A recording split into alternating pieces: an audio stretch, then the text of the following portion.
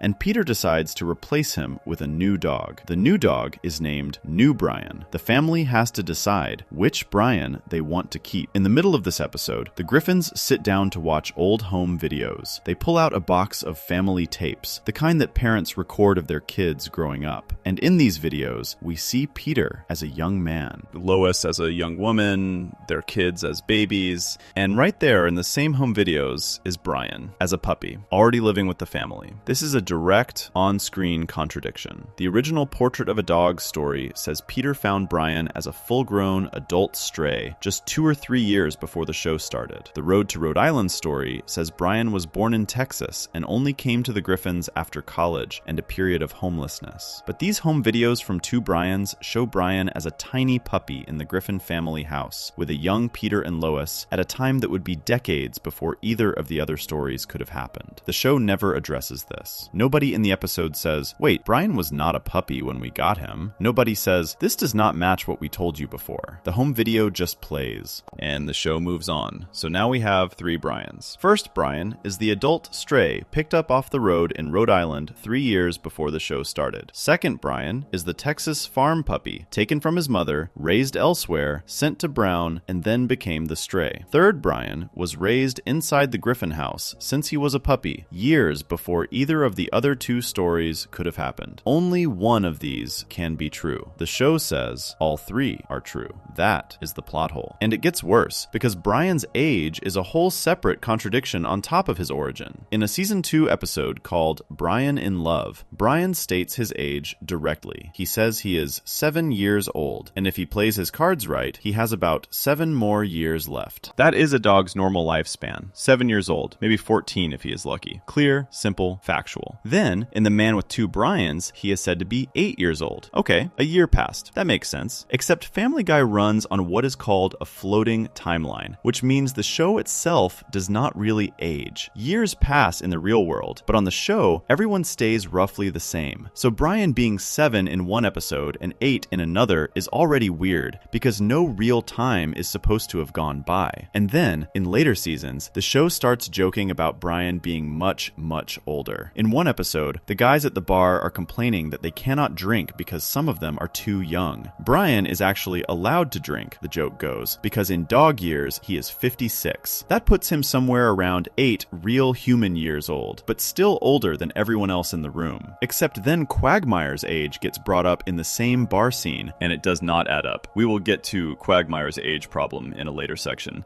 but the point is, Brian's age keeps shifting depending on what joke the writers want to tell. He is 7, he is 8, he is 56. He is sometimes presented as having memories that go back decades, including hanging out with artists in the 1970s, which would make him old enough to be a grandfather dog. Let's go back to the home video problem, because it is the biggest one and it deserves more time. The Man with 2 Brians shows puppy Brian in the Griffin house. Okay, now think about when those home videos would have been filmed. Peter looks young, Lois looks young, their kids are babies in the footage. Meg is the oldest Griffin child, and she is a teenager when the show starts. So the home videos would have to be filmed at least 15 years before the present day of the show, which means, according to these videos, Brian has been with the Griffins for 15 or more years, which means the stray origin story is a lie, because Peter could not have picked Brian up on the side of the road just a couple years before the show started if he had been with the family for over a decade already. And it means the Texas farm origin story is also a lie, because Brian could not have grown up on a farm in Austin and gone to Brown University if he was a puppy in Rhode Island the whole time. The only way to make any of this work is to say that one of the stories is fake. The show refuses to do that. All 3 are presented as real. All 3 are part of Brian's background. None of them match. There is another detail here that is worth mentioning. In a later episode called Send in Stewie, Please, which is mostly about Stewie, Brian is briefly referenced in a way that treats him as if he has been with the family all along, since before Stewie was born. This supports the home video version of events, but it still does not explain the other 2 origins. And this does not even touch the Brian death problem, which we are going to cover in its own section later, because when Brian dies and comes back to life, the show adds yet another layer of confusion on top of everything we are talking about right now. Here is the pattern. Family Guy treats Brian's backstory like a buffet. The writers pick whichever version fits the joke they are telling that week. If they need a sad story about a dog losing his mother, they pull out the Texas farm story. If they need a story about a stray being rescued, they pull out the Portrait of a Dog version. If they need home video footage for a gag, they put Brian in as a puppy, whether or not that matches anything else. None of this is an accident. The show knows it is doing this. In the episode called Back to the Pilot, which we will cover later, Brian and Stewie actually time travel back to the first episode of the series. They stand outside the old Griffin house and watch their younger selves. Stewie makes fun of how different everything looked back then. Brian makes fun of how strange the old jokes were. The show is openly laughing at its own past. It does not care if things line up. It just wants the joke. But for a sleep essay, for someone sitting there watching this for the 5th time, those inconsistencies stack up, and when you notice them, they get louder. Because think about what Brian's story is supposed to mean. Brian is presented as the thinking voice of the Griffin household. He is the one who reads, he is the one who writes novels that never get published, he is the one who talks about politics, he is the one who goes to therapy.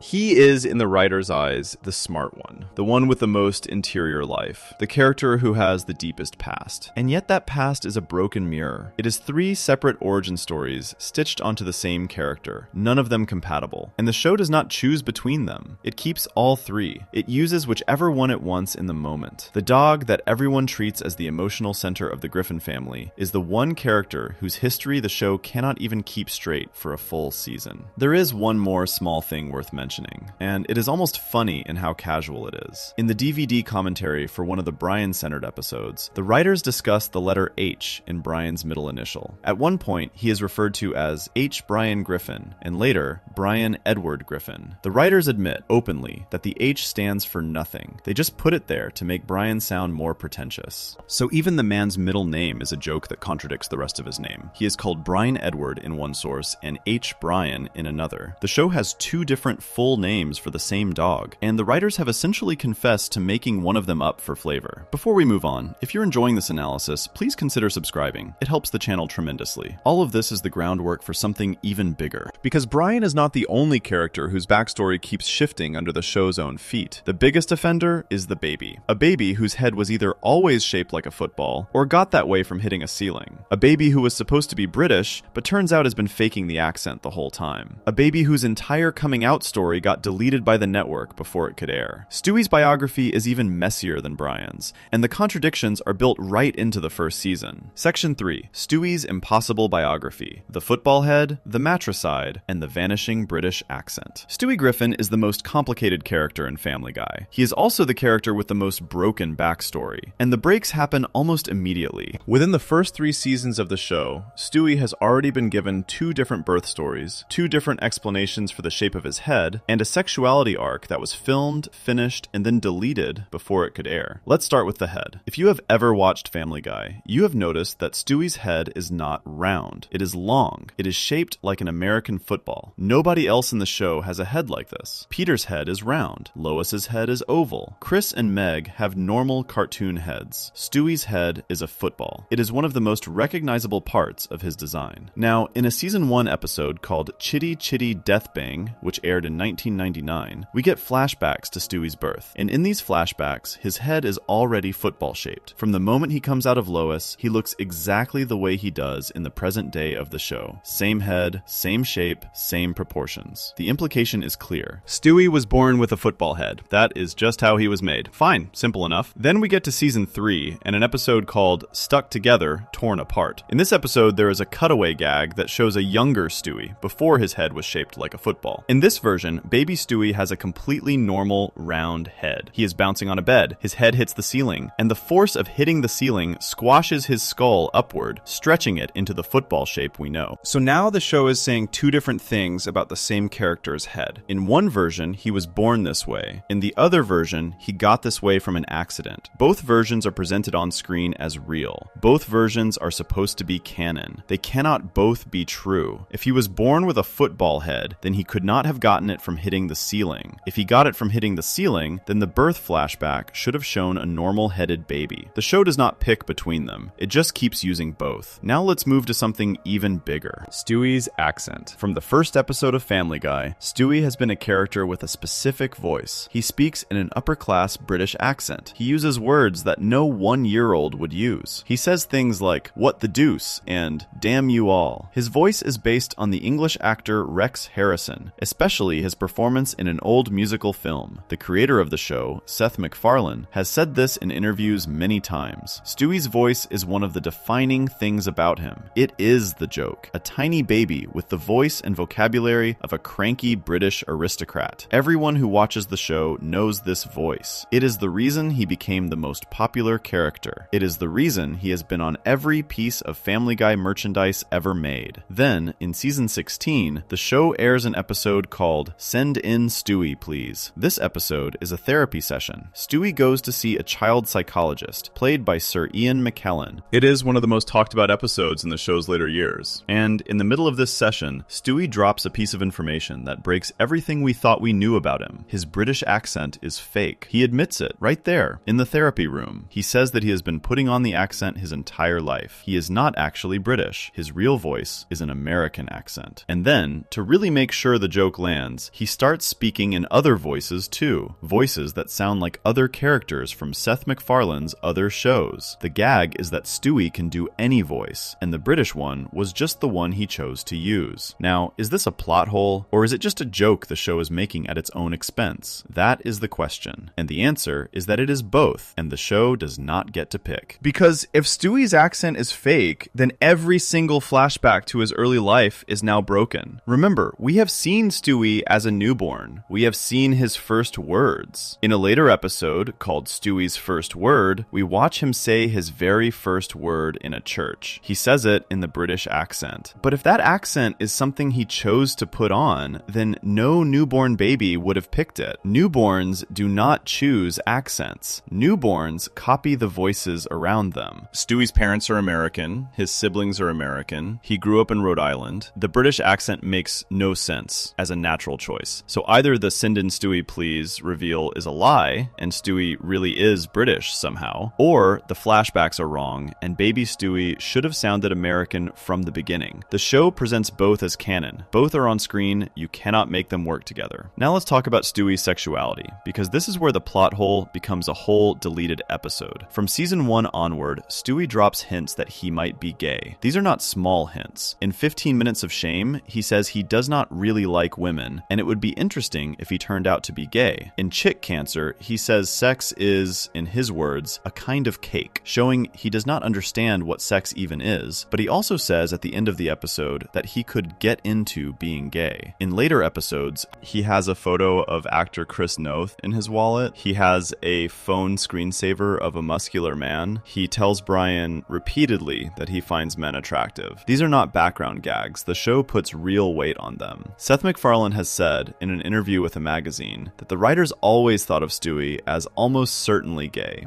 They wrote him as a gay character. They just kept it ambiguous because they liked having the option to write jokes from both sides. Here is where it gets interesting. In the early years of the show, the writers actually wrote, animated, and finished an episode called Queer is Stewie. In this episode, Stewie was going to come out of the closet, officially, as gay. This was going to be the moment where the show finally answered the question it had been teasing for 3 seasons. And then the show got canceled. Family Guy was canceled for the first time in 2002, after its 3rd season. The Queer is Stewie episode was never aired. It just sat there, finished but unused. When the show came back in 2005, the writers decided to scrap the whole idea. They did not want to lock Stewie into a single identity anymore because they felt the ambiguity gave them more jokes. So the episode was shelved permanently. Parts of it were later reworked into a different episode where Stewie meets his future self, but the coming out story itself was removed. This creates a weird situation for the show's canon. An episode was made in which Stewie was officially gay. That episode was never broadcast. So is it canon or not? The writers talked about it openly. They described what happened in it. Fans know about it, but it never aired. The show instead kept Stewie ambiguous for another 15 years, until Send in Stewie Please finally hinted at an answer without giving one. And the answer in Send in Stewie Please is strange too, because at the very end of the episode, after revealing his accent is fake, Stewie also reveals that he feels alone, afraid nobody will like him, and that he has been hiding his real self. The show presents this as a serious moment, but then Stewie chooses to keep hiding. He does not come out. He puts the accent back on. He walks out of the therapy office, pretending to be the same old Stewie. The show treats this as sad, not funny. And then, in every episode after, he is back to normal. The therapy session is never mentioned again. The emotional weight just disappears. Now let's look at the biggest plot hole in Stewie's history. The 2-episode story where he actually succeeds in killing Lois. In season 6, the show airs a 2-parter called Stewie Kills Lois and Lois Kills Stewie. For the entire run of Family Guy up to this point, Stewie's main joke has been that he wants to kill his mother. He builds weapons, he makes plans, he fails every time. It is the running joke from the pilot episode onward. So when the show announced that these 2 episodes would actually show Stewie succeed, it was a huge deal. Fans expected a real change. In the first part, Stewie murders Lois on a cruise ship. She falls overboard. She is presumed dead. Stewie celebrates. He then tries to take over the world. Peter is arrested for her murder, put on trial, and found guilty. At the end of the first episode, Lois walks into the courtroom, alive, and accuses Stewie of trying to kill her. She had survived. moment. In the second part, Stewie and Lois have a massive, drawn-out fight. Stewie finally kills her for real. Then Peter, Chris, Meg, Brian, and the gang hunt Stewie down. Stewie kills most of his family. He declares himself the ruler of the world. He seems to have won. And then, at the very end of the second episode, the camera pulls back. We find out the entire two-part story was a simulation. It was a computer program that Stewie had been running to test whether his plan would work. None of it really happened. Everyone is fine. Lois is alive. Peter is alive. Stewie is back in his crib, annoyed that the simulation showed him failing, because Lois came back to catch him. This is the cleanest example of the show writing a huge storyline and then just deleting it with one line of dialogue. The two episodes were promoted heavily. They were built up as a major event, and when the moment came, the show just said, actually, none of this counts. It was all fake. Move on. The writers of the show have admitted this was a cop-out. They say they did not know how to end the story, so they made it a simulation. But from a continuity point of view, it means the show openly erased 2 full episodes of its own history. Characters died. Cities were destroyed. Stewie ruled the planet, and then a voice said, just kidding, and everything went back to normal. No memories were kept, no consequences stuck. Stewie has a similar problem with his body and his age. He is meant to be a baby, 1 year old. That is the joke. And he has stayed 1 year old for more than 20 real-world years, which fits the show's floating timeline. But then, in specific episodes, he ages. In Life of Brian 2, Revival Reversal, which aired in season 16, he finally turns 2. That is 15 seasons after his first birthday, which means he was 1 year old for roughly 15 years of the show, and then aged 1 year in a single episode for no real reason. After that episode, he is sometimes still treated as 1, sometimes as 2, depending on what the joke needs. And his language keeps shifting too. He has been shown multiple times to not know what sex is. In Chick Cancer, he thinks sex is a type of cake. In a later episode called Valentine's Day in Quahog, he is horrified when he accidentally walks in on his parents having sex because he does not understand what he is seeing. But in other episodes, Stewie talks about sex in great detail, fantasizes about specific acts, and shows clear knowledge of how relationships work. He cannot both understand sex completely and also think it is a kind of cake. All of these problems stack up on each other. His head has 2 origin stories. His accent is either real or fake, and the show has shown both. His coming out was written and deleted. His murder of Lois was written and deleted. His age is frozen for 15 seasons and then jumps. His sexual knowledge changes based on the episode. Almost nothing about Stewie is stable, and yet he is the most popular character the show has ever produced. He is on more merchandise than anyone else. He is getting his own spin-off, which was announced recently. He is the face of Family Guy, and the face of Family Guy has a biography that the show has contradicted more times than any other character. Before we move on, if you're enjoying this analysis, please consider subscribing. It helps the channel tremendously. The Stewie problem is bad enough on its own, but it is nothing compared to what happened in a courtroom in season 3, when Brian stood up under oath and said that one of Peter's children is not actually Peter's child at all. He named the real father. He gave the man's full name. And then the show spent the next 20 years pretending it never happened. Section 4. Meg's real father is Stan Thompson, and the show just walked away. In a season 3 episode called Screwed the Pooch, which aired in November 2001, Brian gets into a custody battle. He has, through a series of events most people would rather not think about, fathered a litter of puppies with Seabreeze, the prize-winning greyhound owned by Lois's father, Carter Pewterschmidt. Carter wants the puppies. Brian wants the puppies. The whole thing ends up in a courtroom, with a judge deciding whether Brian is a fit father. Peter, trying to help Brian, testifies on his behalf. He tells the court that Brian is an amazing father, that Brian knows everything about children, that Brian knows things that not even Peter, a biological father of 3, knows about his own kids. Peter then tries to prove this by asking Brian a series of questions about the Griffin children, things only a really attentive dad would know. Brian answers each one perfectly. Peter asks what Stewie's favorite bedtime story is. Brian answers Goodnight Moon. Peter asks what Chris's favorite ice cream flavor is. Brian answers. Peter asks about other small details. Brian gets them all right, and then Peter asks the final question. He asks, and what is Meg's real father's name? Brian answers without hesitation. He says the name Stan Thompson, and Peter, in front of the whole courtroom, says, "All right, pal," and celebrates that Brian knew the answer. That is the scene. That is how it happens. No joke punchline follows. No reveal reveal that Peter was making a sarcastic guess. No cutaway, no reset. The courtroom moves on. Brian wins the custody case. The episode ends. Meg is in the same room during this exchange. She is sitting right there, but Meg is wearing headphones. She is listening to music on her Discman. She does not hear a single word of what Brian and Peter just said. The audience hears it. The judge hears it. Everyone in the courtroom hears it. The only person in the Griffin family who is in the dark is Meg herself. This is the plot hole. The show has told us, on screen, in a courtroom, under oath, that Meg is not Peter's biological daughter. Her real father is a man named Stan Thompson. Peter knows this. Lois knows this. Brian knows this. Even Chris and Stewie seem to know, because in later episodes, the rest of the family quietly references Stan Thompson as if they are in on the secret. In a season 7 episode called Not All Dogs Go to Heaven, Brian is arguing about religion with the rest of the family. During the argument, he points out that if there were no God, then Meg would already know the truth about Stan Thompson. The rest of the family immediately shushes him. They know. All of them know. The only person who does not know is Meg. In the season 5 episode, Peter's Two Dads, which we talked about earlier, there is a moment where Peter connects his own situation to Meg's. He says out loud, "This is just like me and Stan Thompson." He says it in front of Meg. He then panics, realizing he has just accidentally revealed the biggest secret the family has been keeping. So he pulls out a device, like the one from the Men in Black movies, and wipes Meg's memory of what he just said. That memory wipe is treated as a joke, but it is a joke built on top of a plot that the show refuses to resolve. Here is why this is such a massive plot hole. Family Guy is a show that talks about everything. It makes jokes about death, religion, war, race, politics, celebrity scandals, and every taboo subject a cartoon can touch. It is not a show that shies away from a storyline. If the writers wanted to do a full episode about Meg finding out she was not Peter's real daughter, they could have done it any time in the last 20 plus years. They have not. Stan Thompson has never appeared on screen. Not once. The show has not shown his face. It has not given him a voice. It has not told us where he lives, what he does, how Lois met him, or why he left. He is a name in a courtroom and nothing else. He exists only as a punchline that the show keeps almost telling, but never finishing. The question this opens up is enormous. If Meg is not Peter's biological daughter, then the entire relationship between Meg and Peter across the show is different. Every time Peter has been mean to Meg, and he has been very mean to Meg over hundreds of episodes, we now have to ask whether that cruelty has a different meaning. Does Peter know she is not his? Is that why he treats her the way he does? Or does he genuinely love her as a daughter, and the Stan Thompson thing is just not important to him? The show does not answer. It just drops the bomb and walks away. And here is where it gets even messier. Because Meg's birth, across the history of the show, is told to us in at least 4 completely different ways. The first version is in a season 1 episode called I Never Met the Dead Man. In that episode, we see a flashback to Meg being born. Peter is disappointed when the doctor tells him it is a girl. He asks the doctor to check again. It is played as a joke. In this flashback, Meg is a normal baby, born to Peter and Lois at a hospital. The second version comes from a much later episode, Friends Without Benefits. In that one, it is revealed that Meg was born with her heart on top of her head, and she wears her pink hat to hide it. This is almost certainly a cutaway gag that is not meant to be taken seriously, but the show treats it as a full reveal. Nobody in the scene says, "This is a joke, do not take it literally." It is just shown. The third version is in A Fistful of Meg. In that episode, we see Peter at the hospital the day Meg was born, filling out her birth certificate. Peter writes her name as Megatron Griffin. Megatron, like the Transformers villain. Then later, off-screen, Lois changes the name to Megan, which is what everyone calls her now. Meg's full name, by this account, is Megatron. That has never been mentioned in any other episode. The fourth version is the darkest one. It comes from a season 11 episode called Ratings Guy. In a cutaway gag, Peter and Lois remember fondly the time they took baby Meg to the local fire station, not to visit, to abandon her. In the old American custom of the safe haven law, which lets parents leave unwanted babies at fire stations without legal trouble. Peter and Lois are shown trying and failing to leave Meg there. The fire station refused to take her, and they had to bring her home. So in 4 separate episodes, we have 4 separate stories of Meg's birth and early life. She was a normal baby, born to Peter and Lois. She was born with a heart on her head. She was originally named Megatron. She was almost abandoned at a fire station as a newborn. And through all of this, one courtroom scene in season 3 has already told us that Peter is not her biological father anyway. The show cannot keep track of this character. And that is before we even get to how old she is. Meg's age is another tangled mess. At the start of the show, she is 16. In early seasons, that is her established age. Then, in a season 5 episode called Peter's Two Dads, which is the same episode where the Stan Thompson reference gets blurted out, Meg turns 17. She has a birthday party. Peter and Lois mess up the cake, getting her age wrong. She is officially 17 at the end of that episode. Then, in a season 10 episode called Meg and Quagmire, Meg turns 18. She has a big storyline about being legally an adult. She celebrates her birthday. She is, canonically, 18 years old. But in every episode after that, Meg is still treated as a teenager living at home. She still goes to the same high school, James Woods High. She has not graduated. She is still a minor in many storylines. Her sister and brother's ages around her have barely budged. Chris has gone from 13 to 14 at most across the show's run. Stewie has stayed 1 year old for more than 15 seasons before the single jump to 2. The math does not work. If Meg is 18 and Chris is 14, then Chris should be older, not younger. Meg was originally 2 years older than him, but at some point the gap stretched out to 4 years, and then the gap closed back up. None of the kids' ages line up across the show's run. Let's go back to Stan Thompson, because he is the heart of this plot hole, and the show has given us just enough details to make it worse. Stan Thompson has been referenced in a few other episodes besides Screwed the Pooch. He is mentioned in Not All Dogs Go to Heaven, as we already covered. He is referenced in passing in a couple of other episodes as background detail. Every time, he is a name that the family knows, but Meg does not. Every time, the reference is treated as canon. The show is not kidding about this. They really have decided that Peter is not Meg's biological father, and they really have decided to never do anything about it. There is only one real moment where the show seems to walk it back. In Not All Dogs Go to Heaven, Brian tells Meg she looks like Peter. This is meant to be a nice comment, to make her feel better about herself. But if Meg looks like Peter, and Peter is not her biological father, then what the show is saying is that Meg coincidentally resembles the man who raised her, even though her real dad is someone else. Some fans have used this line to argue that Stan Thompson is not really her dad, and Peter is. Others say Brian was just lying to be nice. The show does not tell us which. And here is the thing that makes it a real plot hole and not just a joke. Family Guy has resolved way bigger mysteries than this. The show killed off a main character and brought him back. The show has done hundreds of flashbacks to unpack Peter's childhood. The show has done entire episodes devoted to exploring Quagmire's past, Joe's past, even minor characters like Herbert and Mort. But the one thing the show has refused to touch across more than 20 years is the question of who Meg's father actually is. There is also a smaller, related plot hole that is worth mentioning. In an episode called Regarding Carter, there is a throwaway line that suggests Chris was adopted. It is a single line. The show does not build on it, but it sits there in the dialogue, technically canon, waiting for someone to notice. Between that and Stan Thompson, only Stewie is confirmed to be a biological Griffin child, and even Stewie's parentage has been picked at by fans because of a weird subplot involving a man on a film set who looks and sounds exactly like him. The show has mostly shut that one down, with the existence of Stewie's half-brother Bertram, who was created from Peter's donated genes. So Stewie is Peter's, probably. Chris might be adopted. Meg has a different biological dad. That means out of 3 Griffin children, only one can be confirmed on screen to actually belong to Peter. The other 2 have serious canon doubts attached to them. A family named the Griffins, on a show called Family Guy, may only have one actual Griffin child. And the writers have said in interviews over the years that they have no plans to ever reveal the truth about Meg. They know it is out there, they know fans talk about it, they just do not care. It is a throwaway joke that got too big, and the show has decided it is easier to ignore it than to explain it. Before we move on, if you're enjoying this analysis, please consider subscribing. It helps the channel tremendously. But there is another character whose backstory is just as broken as Meg's, and whose contradictions are even more baffling. Because at least with Meg, the show forgot on purpose. With this next character, the show cannot seem to decide how old he is, even though it has shown us his driver's license. He is apparently 61 years old. He also went to high school with Peter in the 1980s. He also had a sexual encounter as a young man in 1986. You cannot do math on this character's life without the numbers breaking in half. Section 5. The Quagmire Age Problem. 61 years old, dating Peter's high school classmates, and a father who isn't older than him. Glenn Quagmire is Peter's next-door neighbor. He has been there since the first episode of Family Guy. He is a pilot. He is loud. He is obsessed with women. And according to the show itself, he is 61 years old. We know this because the show show told us directly on screen. In a season 7 episode called Fox E Lady, which aired in 2009, Peter, Joe, and Quagmire are sitting together comparing their driver's licenses. Peter looks at Quagmire's license and sees something shocking. The birth date on the license makes Quagmire 61 years old. Peter is stunned. He asks how this is possible because Quagmire does not look 61. He looks like he is in his 30s or 40s. Quagmire explains his secret. He says he keeps himself looking young by eating carrots. A lot of carrots. He grinds them into juice. He eats them raw. And, he adds with a smile, he sometimes inserts them into his body in ways that are not appropriate to describe here. Okay, so Quagmire is 61 years old. That is now canon. The show has made it official by putting it on a physical piece of identification. Fine. Here is where it falls apart. Peter Griffin is, in most episodes, around 42 or 43 years old. In some flashbacks, he is shown to have been 18 in 1984. That is when he was supposedly in high school. That flashback comes from a season 5 episode called Meet the Quagmires, which aired in 2007. And in that episode, we see Peter in 1984 hanging out with his best friends from that era. Cleveland is there, Joe is there, and Quagmire is there too. Quagmire is shown as a young man, the same age as Peter. They are 18-year-old friends, partying together in the 1980s. They go on double dates. They chase girls together. They are in the same social circle. They are contemporaries. But wait, if Quagmire is 61 years old in 2009, and he was 18 in 1984, then the math does not work. Someone who was 18 in 1984 would have been born around 1966. That person would have been 43 in 2009, not 61. So either the Meet the Quagmires flashback is wrong, or the Foxy Lady driver's license is wrong. You cannot have both. If you try to go the other way, and you say the driver's license is correct, then Quagmire was born around 1948, which means in 1984, when Peter was 18, Quagmire would have been 36 years old. A 36-year-old man hanging out with a group of teenage friends, going on dates, drinking with them, chasing the same girls. That is not a friendship. That is something else. The show does not explain this. It just shows us both versions and expects us to not notice. It gets even worse. In a later episode called A Fistful of Meg, which aired in season 12, we get a flashback from Quagmire's own life. In this flashback, Quagmire recounts a sexual encounter he had with a woman named Tracy Bellings. The flashback is set in 1986. Quagmire in the flashback looks like a young man, late teens or early 20s. If Quagmire was really born in 1948, then in 1986 he would have been 38, a full-grown adult man, not a young guy. But the show draws him in the flashback as young. His hair is full, his face is tighter, he is clearly meant to be in his prime. So now we have 3 different versions of Quagmire's age. He is 61, according to his license. He was 18 in 1984. He was a young man in 1986. These are 3 different birth years. The show uses whichever one fits the joke it needs in a given episode. Then we get to the father problem. In a season 8 episode called Quagmire's Dad, we meet Glenn Quagmire's father for the first time. The father is a war hero, a decorated military man named Dan Quagmire. He shows up to visit his son, and the first thing you notice about Dan Quagmire is that he does not look much older than his son Glenn. Now, fathers and sons in cartoons usually have a pretty big age gap. Peter's father Francis looked much older than Peter. He was gray, he was hunched, he used a cane, he lived in a retirement home. That is the typical way cartoons show a father who has aged into his late 70s or 80s. Dan Quagmire does not look like that. He looks like a man in his 50s or 60s, which, if Glenn is 61, would mean Dan had Glenn when he was very young, like unbelievably young, 10 or 12 years old young. That is the only way the math works if we accept the 61 age on the license. And then, in a later episode called Trans Fat, which deals with Dan Quagmire having gender reassignment surgery and becoming Ida Davis, there is a line where Ida mentions having had the surgery at age 61.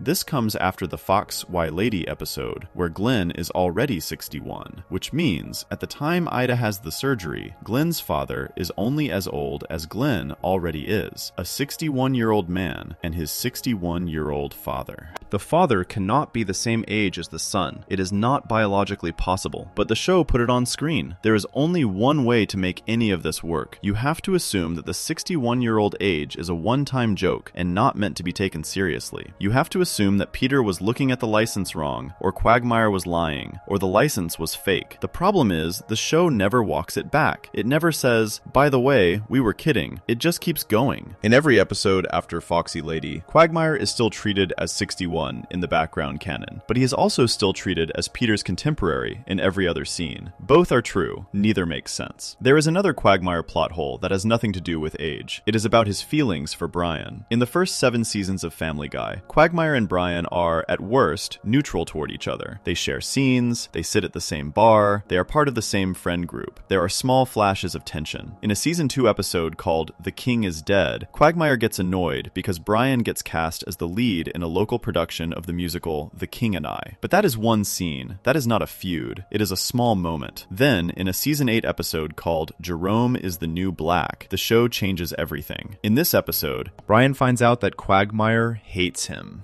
deeply. Not just dislikes him, hates him. Brian is shocked. He asks Quagmire why, and Quagmire gives one of the most talked about monologues in the show's history. Quagmire rants for almost a full 90 seconds. He says Brian is a liar. He says Brian is a freeloader who never pays for anything. He says Brian defecates on the Griffin family's yard. He says Brian hits on Lois while living in her house as her pet. He says Brian pretends to be an intellectual to get women into bed, but really only dates bimbos. He says Brian's writing is bad. He says Brian has done nothing good in his life. He says Brian is a big, sad, alcoholic bore. It is a scene where Quagmire unloads every criticism he has ever had about Brian, all at once. The scene is well written. Seth MacFarlane is on record saying it took a lot of effort to produce. Many fans consider it one of the best scenes in the whole show, because it feels like a real moment of anger from a real character. The problem is, where did this come from? For 7 full seasons, Quagmire and Brian had been fine. They were not best friends, but they were not enemies either. They had shared meals, they had been on trips together, they had done favors for each other. Nothing in the earlier seasons supports the level of hatred that comes out of Quagmire in this scene. This is a very specific kind of plot hole. It is not a mistake, it is a rewrite. The writers decided that they wanted these two characters to have a long-running feud, so they rewrote their history overnight. One episode treats them as acquaintances, the next episode treats them as if Quagmire has been secretly burning with rage for years, and the show expects you to accept that the new version was always the truth. After Jerome is the New Black, every episode featuring Quagmire and Brian has them at each other's throats. Quagmire insults Brian, Brian tries to be polite. Quagmire insults him more. This becomes a running storyline. It gets its own episodes. It eats up plot for years, and none of it matches the friendship, or at least the peaceful coexistence that the first 7 seasons showed. Then there is Quagmire's family history, which is also a series of contradictions. In one episode, Quagmire is said to be Polish, with a Polish birth name that was changed. In another episode, he claims he has never had sex with a Spanish woman, but he has a son in Madrid, Spain, who looks exactly like him, and who was shown in a season 4 episode called Peter's Got Woods. The Spanish son cannot exist if he has never slept with a Spanish woman. The show just shows him and moves on. Quagmire also has many children all over the world, according to various episodes. He has at least one daughter named Anna Lee, who was left at his doorstep in an episode called Quagmire's Baby. He has another daughter named Courtney, who he almost slept with at a prom before realizing she was his child, in an episode called No Giggity, No Doubt. He has unnamed children who attend a local elementary school, mentioned in passing in a season 9 episode called Tales of a Third Grade Nothing. For a man who has unprotected sex as often as Quagmire, this would add up over a 61-year life. But in many episodes, he acts shocked every time he learns he has another child. The show does not keep track. Every child is a surprise, even though he has been told many times that he has dozens of them. And then there is Quagmire's sister Brenda, who is introduced very late in the show. Brenda shows up in Jerome is the New Black, when Brian mistakes her for one of Quagmire's past one-night stands. She then appears again in a season 10 episode called Screams of Silence, the story of Brenda Q, which is a very dark, serious episode about her being abused by her boyfriend. The problem is, Brenda does not exist in the first 7 seasons of the show. Quagmire has no sister for the first 200 episodes. Then, suddenly, she is there, and she has a whole tragic history. Nobody ever mentions why we have never seen her before. Same with Quagmire's deaf brother Gary. He appears in 1 or 2 episodes episodes and is never seen again. A whole deaf brother, introduced and then forgotten, in a character with a supposedly well-documented past. The bigger point here is that Quagmire's entire personal history has been built on the fly. Every time the writers need him to have a new relative, that relative exists. Every time they need him to be older or younger, his age shifts. Every time they need him to hate someone, he has always hated them. The character is a patchwork of contradictory details, stacked on top of each other, and none of them are allowed to make each other false. You can line up the math, but the math breaks. You can count the children, but the count changes. You can try to figure out his real age, but the show has given you 3 birth years, and all 3 are official. Before we move on, if you're enjoying this analysis, please consider subscribing. It helps the channel tremendously. And yet, none of this compares to what happens with the character who holds the longest plot hole record in the entire show. A character who was introduced pregnant, stayed pregnant, and did not give birth for 7 straight years of real-world television. That is not a flashback gag. That is not a background detail. That is a pregnancy the show openly carried across more than 100 episodes before finally letting the baby come out. Section 6. Bonnie Swanson was pregnant for 7 actual years. This one is so strange that most people do not believe it at first. So let's lay it out carefully, step by step, using only what the show itself has put on screen. Bonnie Swanson is Joe Swanson's wife. She lives next door to the Griffins, on the other side from Quagmire. She first appears in a season 1 episode called A Hero Sits Next Door, which aired in May 1999, and from her very first scene, she is pregnant. She has a visible baby bump. She talks about the pregnancy. She is shown holding her belly. The show establishes, right there in her introduction, that Bonnie is expecting. The baby is coming any day now. That was 1999. Bonnie does not give birth until a season 7 episode called Ocean's 3.5, which aired in February 2009. That is 10 real-world years, over 116 episodes, 6.5 seasons of television, and in every single one of those episodes, Bonnie is still pregnant, still showing, still carrying the baby, still waiting. That is the plot hole. A pregnancy that lasted longer than most actors stay on a show. A baby that was inside its mother for a full decade before finally being born. A fetus that by any real measure of time should have been old enough to go to school before it ever saw the outside world. Now here is the thing. The show knows. The show absolutely knows. This is not a mistake that slipped past the writers. They openly joked about it for years. In a season 4 episode called Blind Ambition, Peter makes a direct reference to how long Bonnie has been pregnant. He says something like, "Has she not had that baby yet?" The line is meant to make the audience laugh. The writers are winking at the viewer. They are saying, yes, we know. We know it has been 6 years. We are not going to do anything about it. And that is exactly what they do. They do nothing about it. Bonnie stays pregnant. Episodes come and go. Everyone around her has storylines. Everyone else's lives move forward. Quagmire chases women. Peter gets into trouble. Brian writes bad novels. Stewie builds weapons. Lois gets jobs and quits them. And in the middle of all of this, Bonnie just stands around with a baby bump, waiting. Eventually, when Ocean's 3.5 finally comes around, the show plays the birth as a huge event. Joe is terrified. Peter tries to help in his usual stupid ways. And the baby, a girl named Susie Swanson, is finally born. But even the birth itself has a plot hole buried inside it, because in a season 3 episode called Lethal Weapons, there is a scene where Peter is arguing with Bonnie. During the argument, the baby inside Bonnie kicks Peter through her stomach. It is a cutaway gag, yes, but it is also a confirmation that there is a real, living, developing baby inside her. A baby with enough strength to kick a grown man. A baby that is present. A baby that has been developing. If that baby was already strong enough to kick Peter in 2001, and she was not born until 2009, then Susie Swanson spent at least 8 years inside her mother's uterus after she was already fully formed enough to kick. That is not a pregnancy. That is a hostage situation.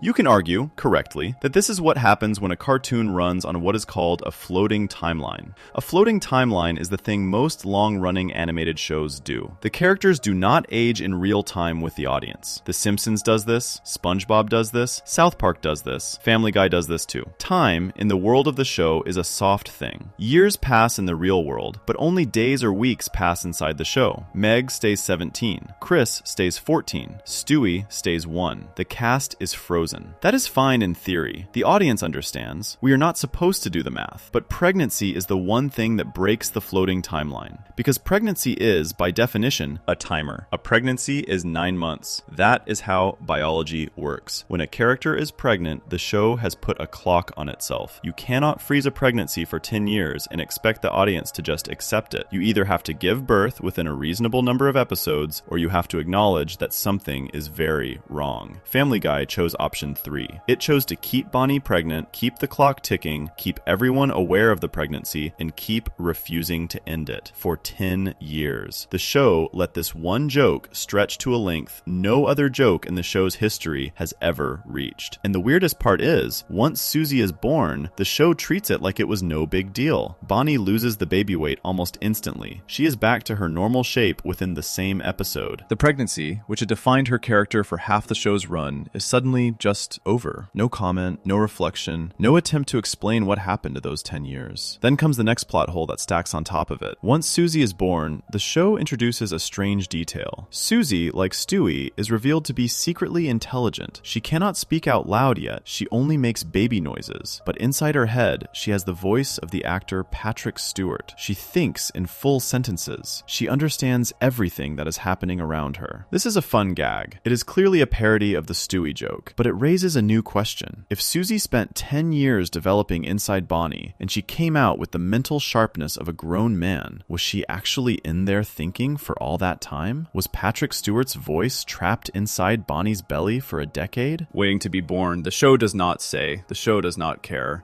And we also have to deal with the other problem the pregnancy created. Bonnie's first child, Kevin Swanson. Kevin was introduced in A Hero Sits Next Door. He is Bonnie's son. He was a teenager when we first met him. He was old enough to have had a crush on Meg Griffin. So when Bonnie appears pregnant in that first episode, she is pregnant with her second child. She already has Kevin. Now, during the 10 years of her pregnancy, Kevin goes through a lot of story. He ages up, he joins the army, he gets shipped off to the Iraq War, he goes missing in action, he is presumed dead, the show kills him off in the background with a casual line of dialogue in a later episode. His mother is still pregnant with his little sister during all of this. So Bonnie is not just carrying a baby for 10 years. She is also grieving a son who was sent to war and reported killed, all while still pregnant. Her emotional state during this decade should be unimaginable. A pregnancy that never ends, a son who died overseas, a husband who is paralyzed from the waist down. It is one of the most tragic setups in any cartoon, but the show does not play any of it as tragedy. She is just there, pregnant, waiting, smiling when the joke requires it. Let's look at some of the specific episodes where her pregnancy is visible, because it helps show how consistent this plot hole is across the show's run. In A Hero Sits Next Door, Season 1, she is pregnant, visibly. In Death Lives, Season 2, she is pregnant. In Lethal Weapons, Season 3, she is pregnant and the baby kicks Peter. In Let's Go to the Hop, Season 2, she is pregnant in the background. In Love Thy Trophy, Season 2, she is pregnant. In Forefather, Season 2, pregnant. In a dozen more Season 4 and 5 episodes, pregnant. By the time Blind Ambition comes around in Season 4, Peter is making jokes about her having been pregnant for years. The show is self-aware. It knows what it is doing. Then in Season 6, Season 7, Season 8, Season 9, she is still pregnant. It becomes background noise. It becomes the thing viewers stopped paying attention to. Nobody expected her to ever give birth. She was just always pregnant. Like Quagmire was always horny, or Peter was always stupid, or Brian was always drunk. Pregnant Bonnie was just part of the furniture of the show. And then finally, in Ocean's 3.5, they let her have the baby. Peter tries to induce labor by giving her a weird medicine. Whether that actually worked or whether it was a coincidence is not clear. She goes into labor. She goes to the hospital. Susie is born. Joe cannot afford the medical bill, which leads to a whole storyline about a loan shark. The birth itself is almost a side plot inside the episode. Now, here's the part of the plot hole that actually matters for the show's canon, because we need to ask, how many years did pass in the world of the show during this pregnancy? The floating timeline usually says very little time passes. Stewie stays 1, Meg stays a teenager, Chris does not really age, Peter turns 42 or 43 depending on the episode. So in theory, the whole show takes place over maybe 2 or 3 years of in-universe time. But Bonnie's pregnancy directly contradicts this, because you cannot have a pregnancy last 2 or 3 in-universe years either. That is still 3 times longer than a normal pregnancy. 2 years of pregnancy is still a biological impossibility. The show has, through Bonnie, broken its own timeline rules. Either time passes much faster than we think, and Stewie should be much older than 1, or time is running normally and Bonnie is medically defying all biology. It gets worse when you factor in Kevin. Kevin joined the army. Kevin went to Iraq. Kevin was killed. Kevin came back. All of those things happened between Bonnie getting pregnant and Bonnie giving birth. That is years of story. That is a boy becoming becoming a man, getting deployed overseas, fighting in a war, being declared dead, and then returning home alive years later. That cannot happen in 2 or 3 years. That needs a decade or more. But the Griffin kids living next door did not age at all during that same period. So the pregnancy actually proves two contradictory things at the same time. It proves that time is passing because Kevin's story requires a lot of it, and it proves that time is not passing because no other character is visibly aging around her.